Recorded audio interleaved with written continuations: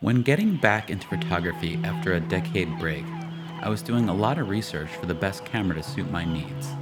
While looking into brands and models, I discovered landscape photography vlogs. I watched as someone was using the same camera I was researching. On my TV was a field of highly contrasting black sand grass with these dramatic mountain peaks, seemingly coming out of the ocean. I was captivated by this landscape and highly inspired by what I was watching.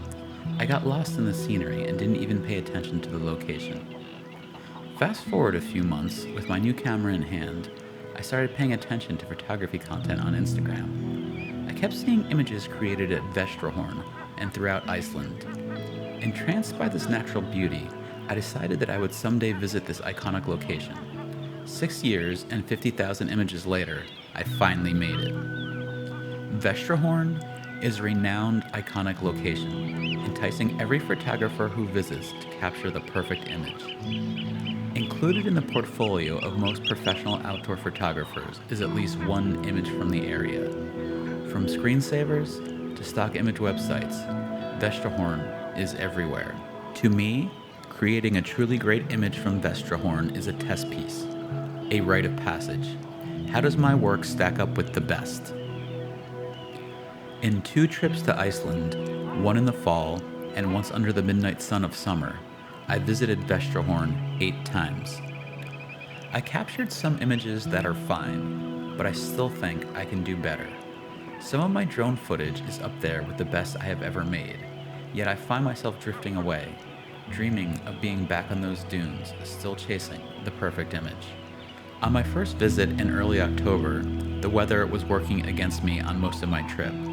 I experienced blizzard conditions in the West Fjords, 0 Fahrenheit on the north coast, and downpours in the south.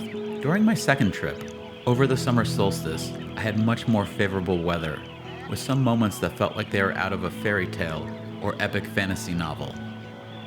Yet, after 8 visits to Vestrahorn and the truly variable weather that Iceland offers, I have yet to have perfect conditions. My last visit had the best light, and most of the footage and images come from that trip. Vestrahorn continues to pull me back, not just for the chance of that elusive perfect shot, but for the way it makes me feel every time I stand there, small, alive, and in awe. The chase for ideal conditions may never end, but perhaps that's the point. Photography, like travel, is less about perfection and more about the journey, the persistence, and the moments of connection with a place that stirs something deep within us.